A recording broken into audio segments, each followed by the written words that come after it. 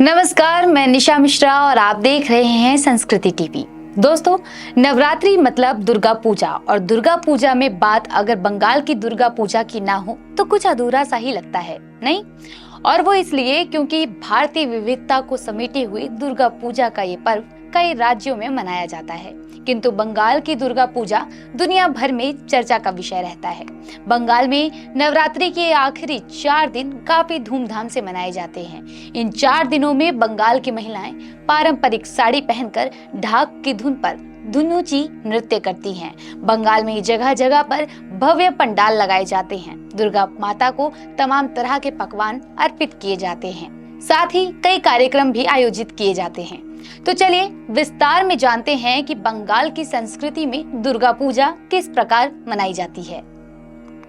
तो दोस्तों, हर्षोल्लास से पश्चिम बंगाल में मनाया जाने वाला दुर्गा पूजा के महापर्व में आपको माता के भव्य बड़े पंडाल सजे देखने को मिलेंगे, जिनमें बड़े ही विधि विधान के साथ पूजा आरती संपन्न की जाती है। सबसे विशेष बात जो भारत के उत्तर पूर्वी राज्यों और पश्चिम बंगाल में भिन्नता आती है वो ये कि बंगाल में नवरात्रि के छठे दिन से दुर्गा पूजा प्रारंभ की जाती है। साथ ही बंगाल में दशहरे का पर्व भी सबसे अलग होता है। बता दें कि माँ दुर्गा और काली की आराधना बंगाल के हिंदुओं के लिए सबसे बड़ा पर्व माना जाता है।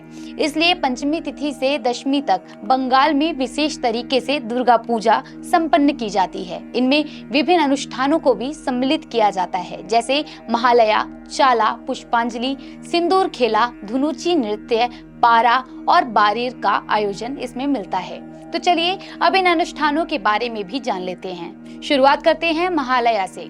इस अनुष्ठान से जुड़ी मान्यता के अनुसार प्रतिपदा तिथि पर माँ पार्वती अपने 9 रूपों में पुत्र गणेश और कार्तिकेय के साथ पृथ्वी लोक पर अपने मायके आती हैं, जिसे महालया कहा जाता है। इस दिन माता को आमंत्रित करने के लिए कन्याओं को भोजन कराने की परंपरा यहाँ पर विख्यात है। अब जानते हैं चाला के बारे में। बंगाल में माँ दुर्गा के स्वरूप महिषासुर मर्दिनी का पूजन किया जाता है। भव्य पंडालों में माता की महिषासुर मर्दिनी प्रतिमा के साथ साथ माता सरस्वती, लक्ष्मी जी, पुत्र गणेश और कार्तिकेय की प्रतिमा स्थापित मिलती है और इसी तैयारी को चाला कहा जाता है। अब बारी आती है पारा और बारीर की। तो बता दें कि पश्चिम बंगाल में 2 तरीके से दुर्गा पूजा की जाती है। जहां पंडालों में पूजा आयोजन किया जाता है उसे पारा कहा जाता है, जबकि जो लोग माँ दुर्गा के घर में पूजा करते हैं उसे बारीर कहा जाता है। किंतु बारीर के लिए भी परिवार के सभी सदस्य इकट्ठा हों ये जरूरी है, जिससे घर परिवार के लोगों में एकजुटता बनी रहती है। इसी प्रकार पुष्पांजलि का अनुष्ठान अष्टमी के सुबह माँ दुर्गा पर फूल अर्पित करके किया जाता है, जिसे पुष्पांजलि कहते हैं। अब पर्व बड़ा है तो मनोरंजन तो निश्चित ही है, इसलिए दशमी वाले दिन बंगाली महिलाएं धुनुची नृत्य करती हैं। धुनुची नृत्य को दुर्गा पूजा महापर्व का अहम हिस्सा बताया जाता है और माँ भवानी को ये अत्यंत प्रिय है।